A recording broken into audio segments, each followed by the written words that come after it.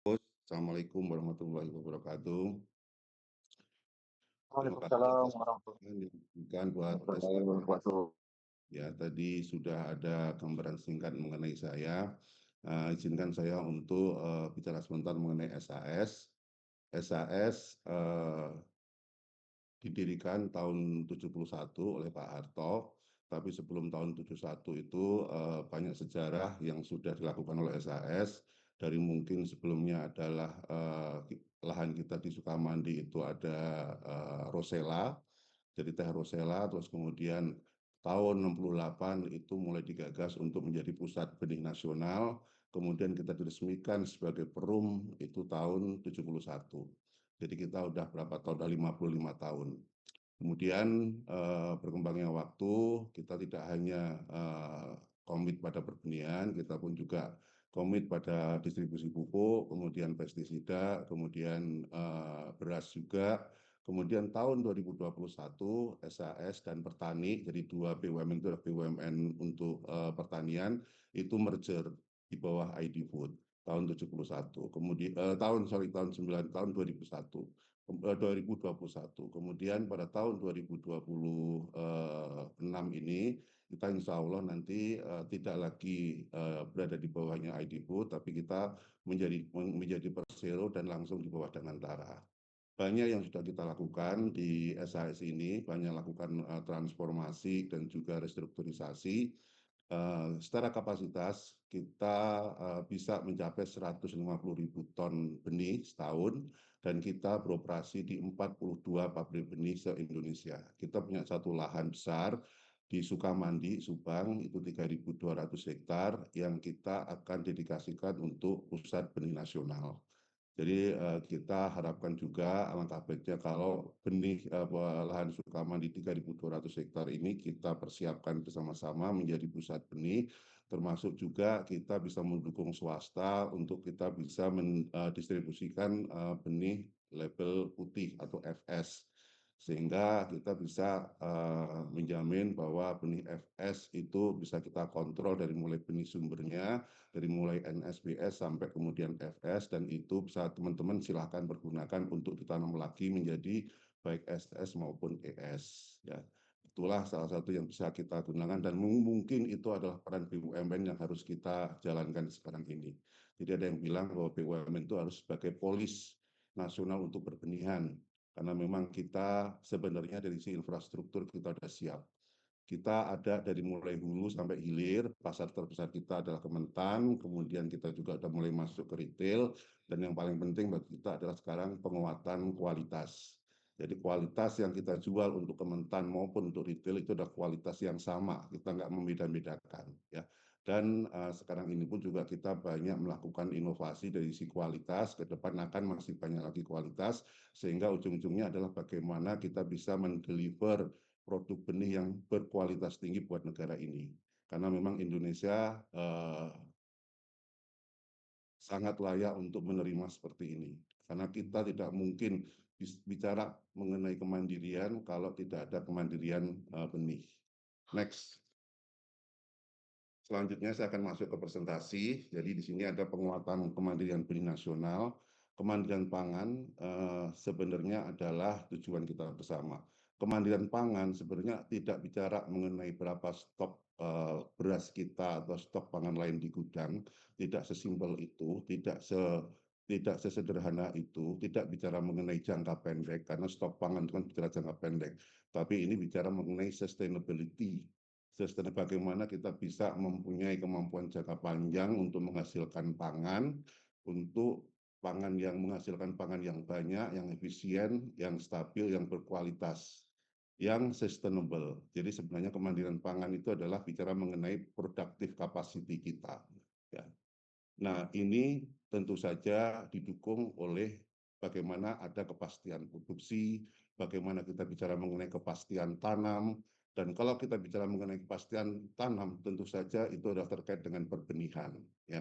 Benih yang seperti apa? Benih yang tepat waktu, tepat mutu, kemudian tepat harga, tepat lokasi, kemudian tepat varietas dan sebagainya. Artinya 6T yang kita canangkan selama ini, saya pikir itu masih sangat relevan untuk perbenihan kita, dan itu menjadi tugas utama kita para insan perbenihan. Kita tahu bahwa benih itu adalah fondasi awal dari satu produksi pertanian. Benih itu adalah menentukan dari budidaya pertanian. Tadi Pak Kus sudah mention sekitar 50-60% dari budidaya itu ditentukan oleh kinerja dari perbenihan. Bahkan benih itu bicara mengenai bagaimana potensi dari tanaman ini, bagaimana kita bicara mengenai batas atas potensi dari pertanaman. Baru elemen lain kayak bicara mengenai irigasi, pupuk, kemudian pestisida dan sebagainya, itu harus bicara mengenai bagaimana memaksimalkan dari potensi ini. Jadi sangat layak kalau kita bicara bahwa benih itu adalah fondasi dari semuanya. Dan kalau kita bicara ke depan, benih atau genetika itu adalah satu competitive advantage yang dimiliki, yang seharusnya dimiliki oleh suatu bangsa atau suatu negara. Tanpa adanya benih atau genetika, kita nggak akan bisa menguasai masa depan pangan. Ya. Kemudian kalau kita bicara mengenai perbenihan, kita jangan terpanjang pada bagaimana memproduksi benih di dalam negeri. Bagaimana kita bicara benih itu cukup dalam negeri, tapi kita harus bicara selangkah ke depan atau mungkin beberapa langkah ke depan. Karena potensi Indonesia itu sangat kuat. Potensi Indonesia itu dengan multi diverse, dengan biodiversitas yang sangat tinggi, nah itu harus kita manfaatkan. Harus kita bisa monetize. Dan yang bisa menerima manfaat harusnya bangsa ini, bukan justru biodiversitas di Indonesia ini dimanfaatkan oleh para perusahaan asing yang mereka meneliti biodiversitas kita. Jadi banyak wild relative ya atau kerabat liar yang dimanfaatkan untuk risetnya mereka. Makanya kalau kita bicara kemandirian benih sangat sangat sangat simpel atau sangat sederhana kalau hanya kita bicara mengenai bagaimana produksi benih dalam negeri. Kita harus tarik ke belakang bagaimana kemampuan kita itu untuk bisa menguasai genetika ya. Dari kita bicara mengenai produksi, kemudian menjaga mutu, kemudian mendistribusikan dan memastikan benih itu sampai pada petani pada waktu yang tepat dan dengan varietas yang tepat ya. Makanya di sini saya stated bahwa menguasai benih hari ini adalah mengamankan masa depan pangan bangsa. Itulah mengapa kemandirian benih harus menjadi agenda strategis nasional ya. Jadi kalau bisa saya mention di sini, benih itu sebenarnya strategik, sangat strategik dan tidak begitu mahal. Bayangin aja kalau secara padi ya, paling total ekosistem, sorry, total market size dari benih itu ya let's say 5 triliun. Dibandingin dengan kalau kita bicara pupuk, subsidi pupuk itu sampai puluhan triliun. Nah, ini yang seharusnya menjadi perhatian kita bersama dan saya yakin kok ini tidak hanya tugasnya pemerintah, ini harus tugasnya kita bersama sebagai stakeholder. Karena yang lebih tinggi dari kemandirian pangan itu adalah kedaulatan pangan. Kedaulatan pangan kita bicara mengenai kendali nasional terhadap sistem pertanian. Sistem pertanian seperti apa? Sistem pertanian yang inklusif. Inklusif itu artinya di situ ada asosiasi, ada perusahaan swasta, ada BUMN, ada pemerintah sendiri tentunya, kemudian ada para petani penangkar, para UMKM, para pelaku retail. Nah, ini kita harus mulai bikin satu ekosistem perbenihan nasional. Inilah yang seharusnya sebagai panduan kita bersama. Next. Nah, ini kalau kita bicara mengenai produktivitas pertanian, ya, tentu saja ini adalah metrik antara genetik, environment, dan manajemen. Seperti yang tadi saya mention bahwa genetik ini paling penting karena dia adalah menentukan potensi dari tanaman, ya, menentukan batas atas dari potensi tanaman atau produktivitas pertanaman. Sementara environment dan juga manajemen adalah memaksimalkan atau mencapai potensi itu. Seberapa kita bisa mencapai potensi atas dari genetika itu. Tapi paling penting adalah genetika sendiri itu harus benar, ya. Makanya saya bilang di sini adalah tidak ada lompatan produktivitas pertanian tanpa lompatan kualitas benih dan juga genetika.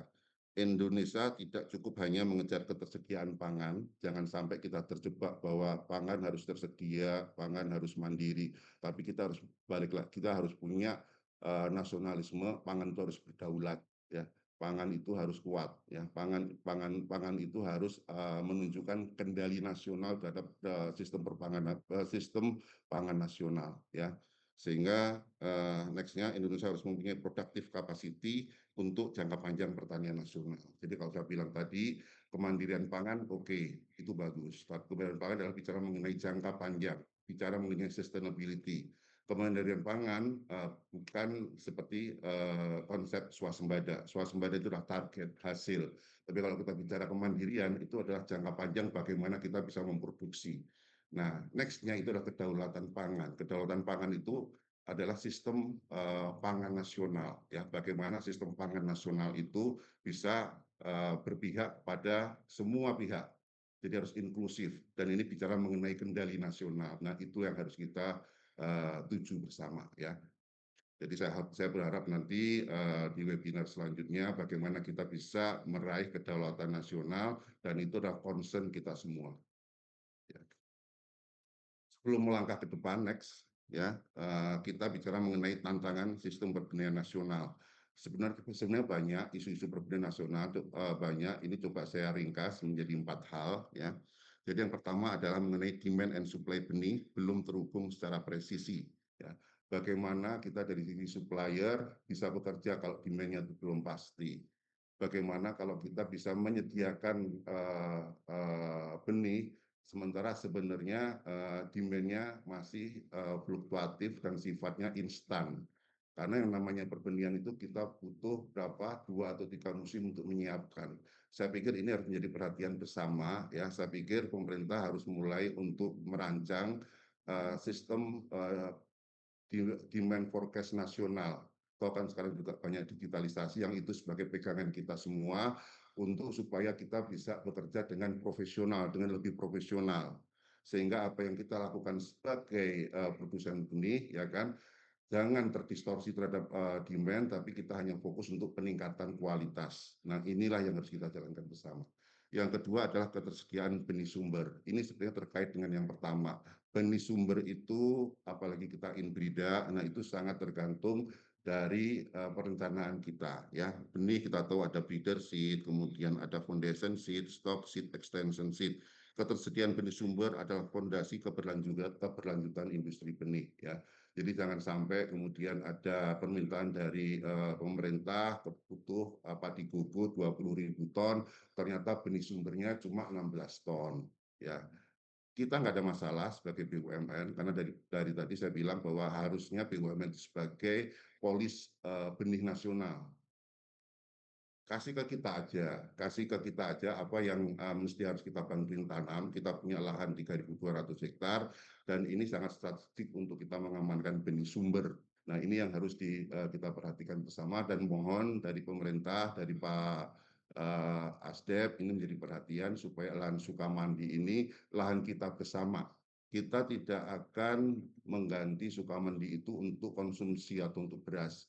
Justru sekarang harus kita maksimalkan untuk perbenihan nasional. Kalau perlu kita meeting benih itu di Sukamandi, monggo silahkan. Ya. Kemudian masalah ketiga adalah sertifikasi benih atau adopsi dari benih bersertifikat. Tadi kemungkinan benih bersertifikat itu angkanya juga masih belum pasti, ya, berkisar antara 50 sampai 60% benih sertifikat. Artinya masih banyak benih non sertifikat. Dan belum kita bicara lagi mengenai varietas benih yang dipakai, ya itu aja. Jadi sangat sedikit, dari sekitar 300 varietas, paling yang dipakai tidak sampai 10 varietas. Ini juga menjadi isu bersama kita, sehingga yang terjadi sekarang ini, petani itu mengikuti market RMU, ya. Mereka menanam, ya kalau impari 32, ya 32 itu aja. Sementara benih itu kan banyak varietas-varietas baru yang level adopsinya atau kecepatan adopsinya itu sangat lama, ya. Harusnya kalau kita menggunakan benih yang baru, otomatis secara produktivitas akan cepat untuk naik, ya, karena kita tahu bahwa pelepasan varietas itu 9 ton 9 ton per hektar. kondisi yang ideal. Kita nggak menuntut seperti itu, yang mungkin bisa naik, bisa menjadi 6 ton atau 7 ton. At least dari benih itu bisa berkontribusi. Ya. Jadi benih berkualitas hanya mempunyai dampak apabila digunakan secara luas oleh petani. Ya.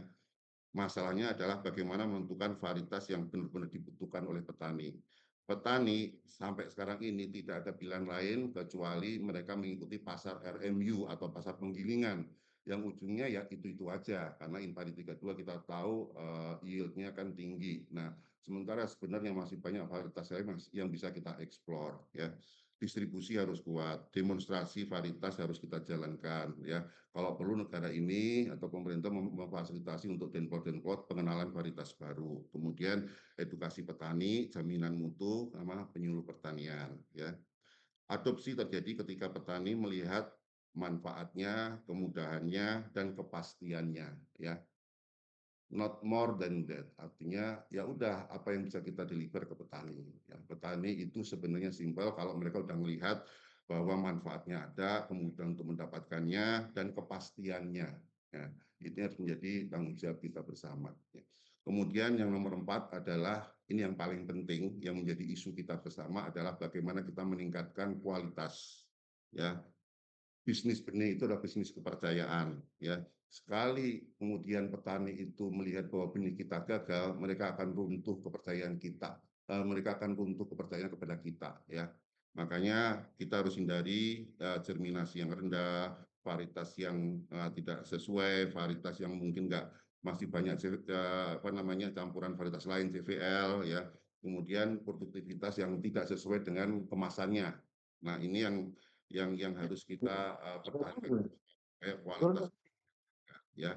Makanya sebenarnya mengenai kualitas kita pastikan bahwa quality assurance dari proses atau value chain dari perbenihan kita ini dari mulai hulu dan hilir itu harus kita jaga.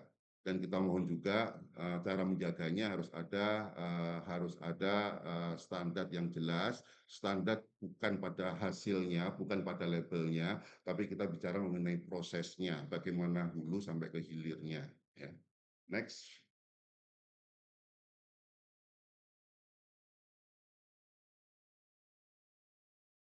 Kemudian kita bicara mengenai bagaimana peran BUMN dan swasta ya sesuai dengan judul dari webinar ini. Saya pikir kita tidak perlu mempertentangkan BUMN dan swasta, semuanya harus ada pada satu kendali, semuanya harus pada satu kapal. Yang perlu kita bikin adalah national seed ecosystem ya.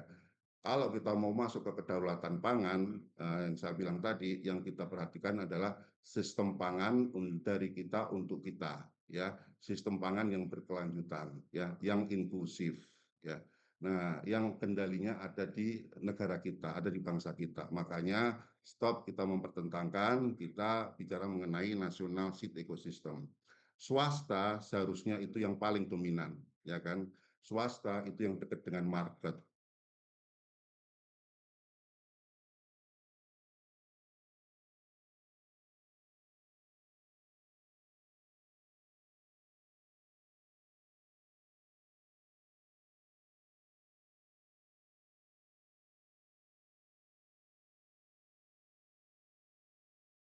Mohon izin, Bapak Adi, sepertinya ada gangguan sinyal dari lokasi Bapak Adi Cahyono.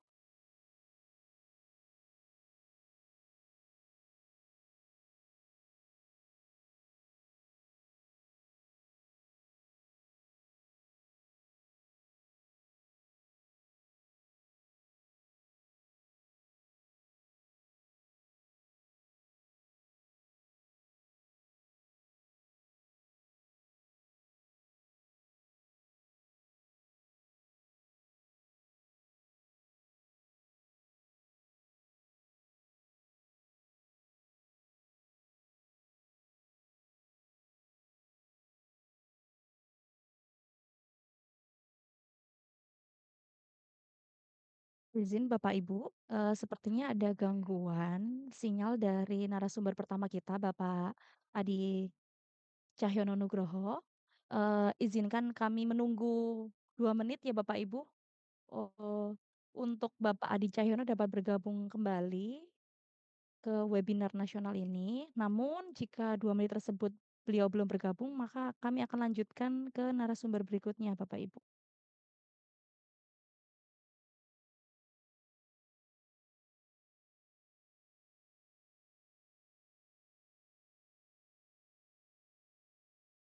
Mohon maaf ya Bapak Ibu atas kendala teknis.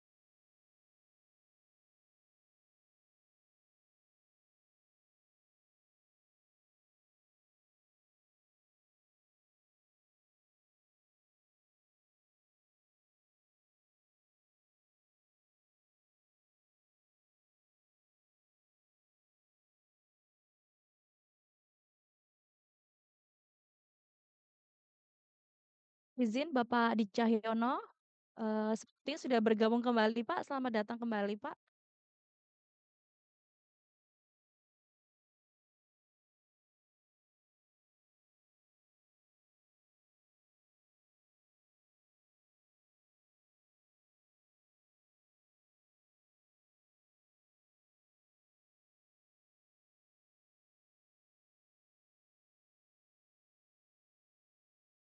Selamat datang kembali Bapak Adi.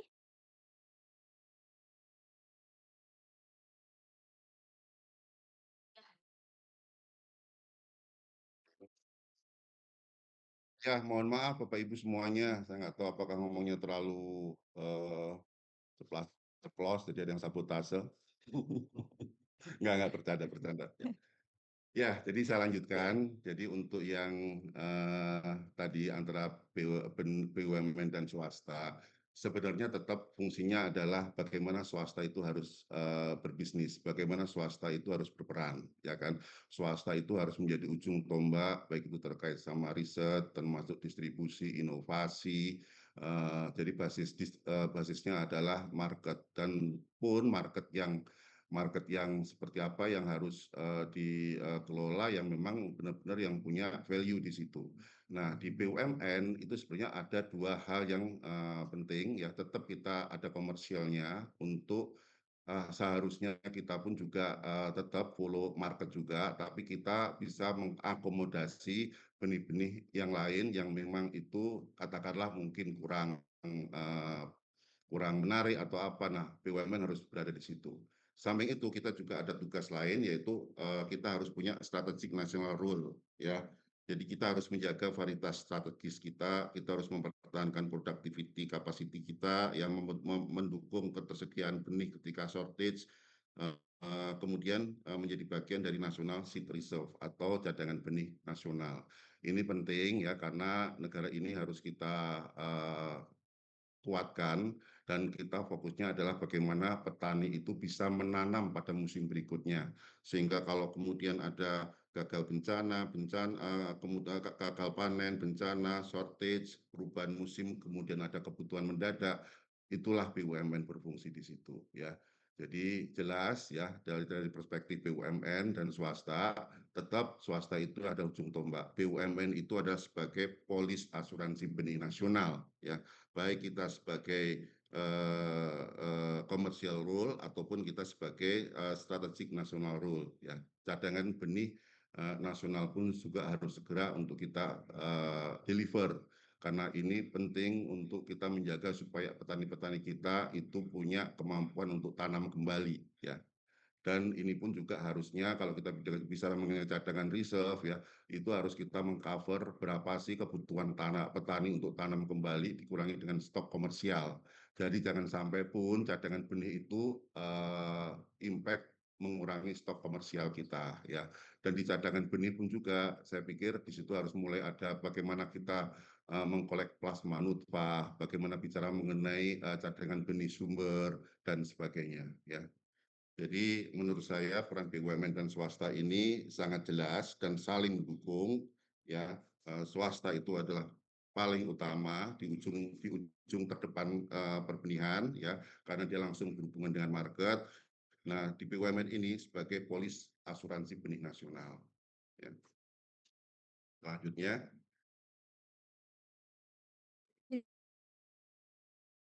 Pak, next. waktunya 5 menit lagi Bapak ya. Berkenan bisa dipercepat Bapak. Ya, next. Ya, selanjutnya kita akan masuk ke apa sih seharusnya yang kita lakukan ke depan. Ya, kita harusnya tidak hanya berpusat sebagai seed producer, tapi kita harus masuk ke genetik dan teknologi company. Kenapa genetik? Karena kita menentukan dari sisi genetikanya. Ya, kita bisa adaptasi terhadap perubahan lingkungan, perubahan hama penyakit, kemudian peningkatan produktivitas, ya, dan juga itu semua bisa kita lakukan untuk kalau kita bicara BUMN untuk skala nasional, berarti kita bisa dalam kendali kita sendiri. Ini penting supaya apa? Supaya kita bisa menuju ke kedaulatan pangan. Ya.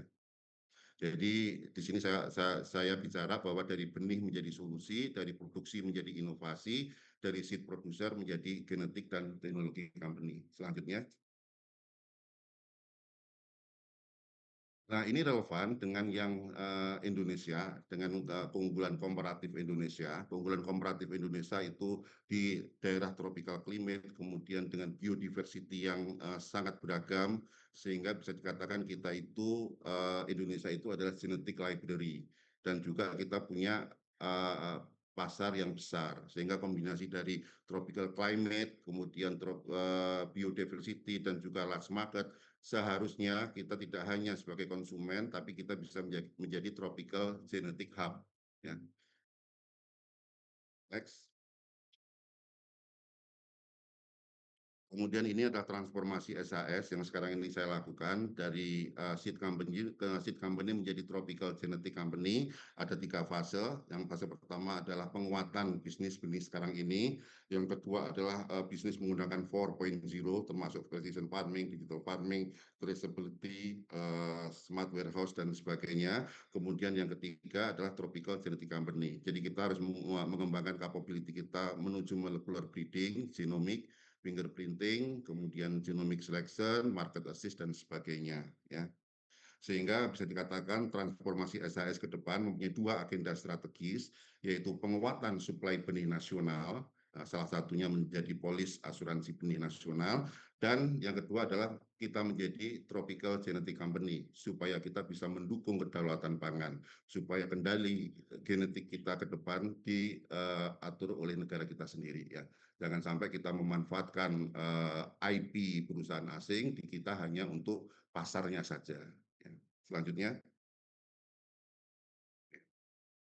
ini juga transformasi konsep ketahanan pangan dari yang ketahanan food security, kita harus bisa menjadi seed security, kemudian ke depan kita harus menjadi genetic security. Ya. Karena jika suatu negara tergantung pada pihak lain untuk genetika tanaman strategisnya, maka dalam jangka panjang ketahanan pangannya kita akan selalu mempunyai dependensi. Nah, saya usulkan supaya menjadi genetic resource, penguasaan terhadap genetic resource dan breeding capacity itu sebagai strategik nasional aset kita. Ya. Selanjutnya, ini ada 5 agenda penguatan kemandirian benih. Ya, pertama adalah kita bicara mengenai hilirnya. Ya, jadi harus ada demand forecastingnya. Kita harus merencanakan demandnya berapa, varietasnya apa yang dipakai, lokasinya di mana, distribusinya gimana, seasonnya apa. Baru kita bicara mengenai produksi dan distribusi. Jadi ini adalah bagian dari supply chain. Ini adalah bagian dari penguatan hilir. Yang kedua adalah penguatan hulu, yaitu bagaimana breeding-nya, kemudian bagaimana kita ke depan penguasaan terhadap genetika. Yang ketiga adalah bagaimana tata kelolanya, ya harus ada kompetisi yang sehat, kemudian harus mulai masuk ke intellectual property protection, simplifikasi regulasi, kemudian yang keempat harus kita mulai pikirkan untuk cadangan benih nasional. Yang nomor 5 adalah bagaimana kolaborasinya, bagaimana kita bicara siapa kita.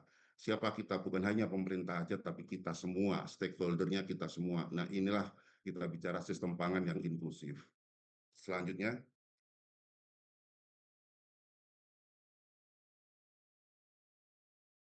jadi di sini juga saya usulkan untuk pergeseran paradigma ya dari yang sebelumnya benih sebagai input pertanian, kita harus bicara mengenai benih sebagai strategic teknologi dengan berbagai macam keuntungan yang sudah saya jelaskan sebelumnya, dari seed production menjadi genetik inovasi, ya. Dari government program menjadi seed industry ecosystem, dari volume menjadi productivity, dari seed security menjadi kedaulatan genetik. Nah, ini yang harus kita pikirkan sebagai paradigma kita bersama. Ya. Kemudian apa sih peran asosiasi industri benih? Ya, industri benih itu tentu saja ya harus menjadi bridging antara pemerintah dan industri, harus menjadi forum kolaborasi BUMN dan swasta, kemudian advocate untuk regulasi yang sehat, penggerak investasi R&D, menjaga profesionalisme industri, fasilitator peningkatan kualitas benih nasional, sehingga tidak hanya sekedar asosiasi perusahaan-perusahaan benih genetika tanaman Indonesia ke depannya. Ya. Selanjutnya, ini slide terakhir saya, bahwa di sini saya mulai dari kemandirian pangan.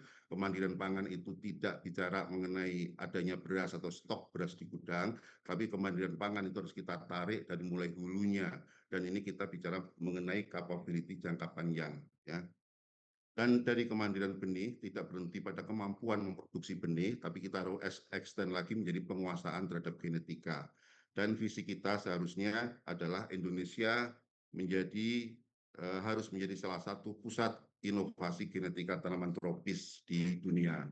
Karena itu, bangsa yang menguasai benih akan menguasai masa depan pangan, bangsa yang menguasai genetika akan memimpin pertanian dunia. Dan kita pastikan, dan kita harus semua punya tujuan bersama, Indonesia harus menjadi bagian dari bangsa tersebut.